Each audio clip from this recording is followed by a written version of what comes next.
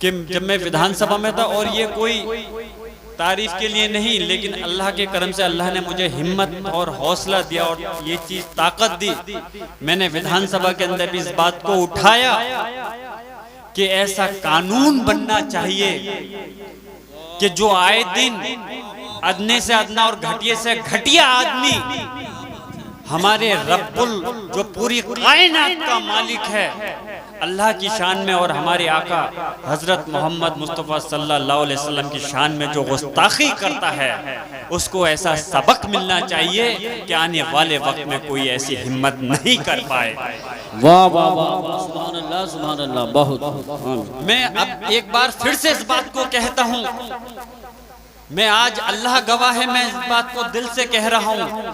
मैं शाम में भी इस बात को दिल से सोच रहा था कि ये अल्लाह कि तेरी और आप सल्लल्लाहु अलैहि वसल्लम की मोहब्बत के लिए हम जो भी करें उसके अंदर हमारे अंदर दिखावा नहीं होना चाहिए। और अल्लाह हमें ऐसी मोहब्बत जो तेरी और तेरे आका सल्लल्लाहु अलैहि वसल्लम की हो, हम जो भी करें उसमें हमें ऐसी मोहब्बत हो, हम ऐसा खिदमत या हमें ऐसा काम करें। देखिए सादात किराम तशरीफ ला रहे हैं जनरल शरीफ से। नारे तकबीर, नारे रिसालत, नारे गौसियत, मसलके आला हजरत, फैज़ान आला हजरत, फैज़ान सादात, सादात किराम जनरल शरीफ, उलमाए अहले सुन्नत, उलमाए अहले सुन्नत, शहजाद गाने आले रसूल, शहजाद गाने आले रसूल, उलमाए अहले सुन्नत, नारे तकबीर, नारे रिसालत, मसलके आला हजरत। माशाअल्लाह पीर तरीक़त हजरत डॉक्टर सैयद शाहिद मियां साहब क़िबला के साहबजादे हैं और दूसरे उनके भतीजे हैं। हम दोनों का इस्तकबाल करते हैं। बारो नारा लगा लें, नारे तकबीर, नारे रिसालत, नारे गौसियत, मसलके आला हजरत, फैज़ान आला हजरत, शहजाद गाने आले रसूल, उलमाए अहले सुन्नत। हजरत तशरीफ रखें, हजरत आ चुके हैं, हम इनका तहे दिल से इस्तकबाल करते हैं। बैठ जाएं, तशरीफ रखें, बैठ जाएं। इन्हें धब्बे भी लग जाएंगे और फिर आला हजरत ने फरमाया है कि उन्हीं की बू माया समन है, उन्हीं का जलवा चमन चमन है, उन्हीं से गुलशन महक रहे हैं, उन्हीं की रंगत गुलाब में है। तो ये पैरों में नहीं आने चाहिए। बैठ जाए।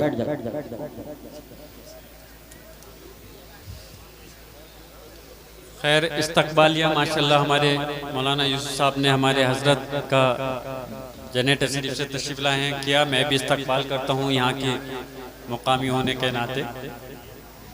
तो मैं अपनी बात अर्ज कर रहा था कि मैं अल्लाह से दुआ है मेरी कर रहा था कि हमारे दिल में अल्लाह अपनी और अपने आका हमारे आका की ऐसी मोहब्बत हो कि जिसमें हम कुछ करें तो उसके अंदर दिखावा नहीं। बहुत अच्छी बात है, बहुत अच्छी बात है। सुभान।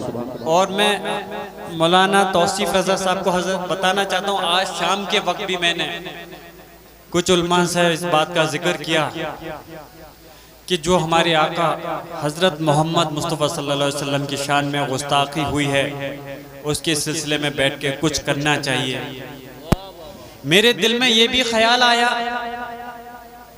कि कल को, इसलिए नहीं, एक बात ये याद रखना कि आप लोगों में से चाहे कोई खुश हो चाहे नाराज हो, चाहे दौरे हुकूमत खुश हो या नाराज हो या अधिकारी खुश हो या नाराज हो, उस चीज की परवाह नहीं। लेकिन मुझे दिल में ये ख्याल आया कि कल को अल्लाह के आगे हम जब आखिरत के दिन किस उससे अपनी शक्ल दिखाएंगे कि अल्लाह कि जब तेरे प्यारे महबूब हमारे आका की शान में गुस्ताखी हो रही थी और हम खामोश होकर करके उसको सुन रहे थे, हम खामोश होकर के देख रहे थे और कुछ नहीं कर पा रहे थे। क्या किस मुंह से हम आखिरत के दिन अपने रब के सामने अपना चेहरा दिखाएंगे? मैं कोई ये जज्बात के लिए या तकरीर राजनीति के लिए नहीं कह रहा, अल्लाह गवाह है, मेरा दिल ये कह रहा था। लेकिन मेरे दिल में भी बहुत सारे जज्बात उखड़ करके आए। लेकिन जैसे हजरत ने कहा, हमें ये भी देखना है कि हम कोई काम करें तो वो दिखावे के लिए नहीं बल्कि उनकी शान के लिए, उनके मुखालिफों की मजम्मत के लिए तो करें, लेकिन उसके साथ साथ हमें ये भी ख्याल रखना है कि हमारी कौम के साथ में जो इस वक्त ज्यादती हो रही है उनके लिए कोई बड़ा नुकसान नहीं हो जाए। सही बात है।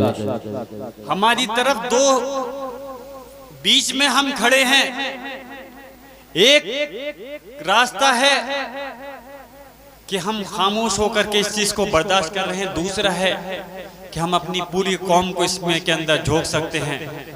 इस बीच में से एक ऐसा रास्ता हमें चुनना पड़ेगा कि जो हम कम से कम अपन कल को जब आखिरत का वक्त हो तो अपने अल्लाह के आगे हमें शर्मिंदा नहीं होना पड़े। और दूसरा चीज़ ये भी ख्याल रखना पड़ेगा कि हमारी कौम के ऊपर जो इस वक्त सरकार मुसल्लत है वो और हमारे कुछ काम से ऐसा कोई जरिया नहीं बन जाए जिससे कि वो और ज़्यादा आफत और परेशानी में आ जाए। सही बात है। तो इंशाअल्लाह मेरी ज़रूर इस चीज़ पे नजर है और मैं गौर कर रहा हूँ कि क्या बेहतर हम इसके अंदर कर सकते हैं। इंशाअल्लाह हाथ उठा के बताओ, सब तायद करो, हम सब आपके साथ हैं। बेशक मैं आपसे इस चीज के लिए दरखास्त करूंगा, शायद कोई अगर मसला राजनीतिक आएगा तो मैं आपसे गिड़गिड़ा करके नहीं कहूंगा, लेकिन जब मेरे दीन का मसला आएगा तो मैं जरूर आपसे गिड़गिड़ाने की भी अगर जरूरत होगी तो उससे परहेज नहीं करने का। कहने हैं वाह वाह वाह, सुभान अल्लाह। मेरे बुजुर्गों, नौजवान साथियों, और इंशाअल्लाह जो इस देश की सबसे बड़ी पंचायत है, प्रदेश की सबसे बड़ी पंचायत में विधानसभा में तो अपने आका की शान के लिए मैं बात रख चुका हूँ। मुझे फख्र है, खुशी है कि मैं उनका गुलाम हूँ और इंशाअल्लाह ये गुलाम अपने आका का गुलाम ये पार्लियामेंट के अंदर भी इंशाअल्लाह ताला इस आवाज़ को अल्लाह ने चाहा तो पूरी मजबूती के साथ मैं रखने का काम करूँगा। खैर, मैं अपनी बात को मुख्तसर करते हुए, क्योंकि आज हमारे बीच में बड़ी बड़ी हस्तियाँ तशरीफ रखती हैं और मैं जैसे पहले काफ़ी लंबे वक्त तक रुका था, अभी भी मैं आया तो था कुछ देर के लिए, लेकिन ये महफिल ऐसी है, दादा मोहतरम का भी एक मिजाज था, जब वो दीनी जलसे में जाते थे तो रात भर हो जाती थी, लेकिन उम्र के हिसाब से बीमारी की इसके भी बगैर चीज़ का ख्याल किए हुए बैठे रहते थे। मुझे सुबह वक्फ बोर्ड के सिलसिले में दिल्ली के अंदर IMCR के द्वारा एक मीटिंग बुलाई गई है और उन्होंने बहुत ज़्यादा मतलब कहा है, इसलिए मजबूरन मुझे सुबह ही फजर में निकलना है वहाँ पर, नहीं तो मेरी खुद ख्वाहिश थी आपके दरमियान में आखिरी लम्हा तक मैं रुक सकूं, लेकिन मैं आप सब हजरात का तहे दिल से इस चीज़ के लिए शुक्रिया अदा करता हूँ कि आपने बहुत अच्छी खूबसूरत, सिर्फ जलालपुर के लोग नहीं बल्कि और भी जो लोग यहाँ पर तशरीफ लाए हैं सब लोग सवाब के मुस्तहिक हैं,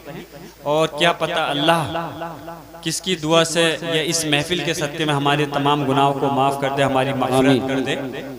मैं आप सब लोगों का तहे दिल से शुक्रिया अदा करता हूँ और इंशाअल्लाह ताला मैं अपने जो भी उलमाए कराम हैं मैं आप उनको ये यकीन दिलाता हूँ और अपने सब आवाम को कि अपने संभल की तरक्की के लिए और उससे पहले अपने मज़हब और अपने मसलक के लिए जो भी मेरे लिए ज़रूरत खिदमात होंगी इंशाअल्लाह हर वक्त ये ग़ुलाम मुस्तफ़ा आपके लिए हाजिर रहेगा। बहुत बहुत शुक्रिया, खुदा हाफिज़। बस दादाजी का वो शेर पढ़ देता हूँ, हजरत ने हुक्म दिया था तो इसलिए बस एक छोटा शेर पढ़ देता हूँ, कहा था तो हाँ ये शेर देखो आपके लिए कहना बहुत आसान है भाई, लेकिन मेरे लिए पढ़ना बड़ा मुश्किल है क्योंकि मेरी दादाजी से मोहब्बत जो थी, यकीनन आप लोगों को भी बहुत मोहब्बत है नौशाद भाई, लेकिन मेरी मोहब्बत बहुत थी मेरे लिए से मुसल खैर आपने कहा तो कोशिश करके पढ़ देता हूँ कि एक तो वो तो मैं बुनियाद का पत्थर हूँ, मेरी कीमत समझो। अल्लाह अल्लाह, क्या बात है। मैं बुनियाद का पत्थर हूँ, मेरी कीमत समझो और बैठ जाएगी इमारत अगर हट जाऊंगा मैं। अल्लाह, बस मैं एक और शेर पढ़ के खत्म कर देता हूँ दादा मोहतरम का कि वो बर्क आहन है, आहन का बदन रखता है, बर्क आहन है, आहन का बदन रखता है, ये कोई रेत का ढेर नहीं जो बिखर जाएगा, इससे बेकार उलझता है जमाना लोगों, ये वो शीशा है जो पत्थर से भी टकराएगा। बस मैं एक दुआ करता हूँ, अल्लाह हमारे आका सल्लल्लाहु अलैहि वसल्लम के सदके में अच्छा मेरे दादा मोहतरम बख्श साहब और मेरी दादी मोहतरमा की मग़फ़िरत फरमाए, जन्नत में आला से आला मुकाम दे। एक आखिरी शेर हजरत ने हुक्म किया है, हमारी बर्बादियों पर यूं ना मुस्कुराओ ए चमन वालों। जी क्या कहने हैं, वाह वाह वाह वाह। वाह वाह। ये दादा मोहतरम बख्श साहब ने पार्लियामेंट के अंदर अपनी कौम के लिए और बीजेपी वालों के लिए पढ़ा था कि हमारी बर्बादियों पर यूं ना मुस्कुराओ ए चमन वालों, एक दिन तुम्हारे सर से भी गुजरनी कयामत है। वाह वाह, क्या कहने हैं, वाह वाह वाह वाह।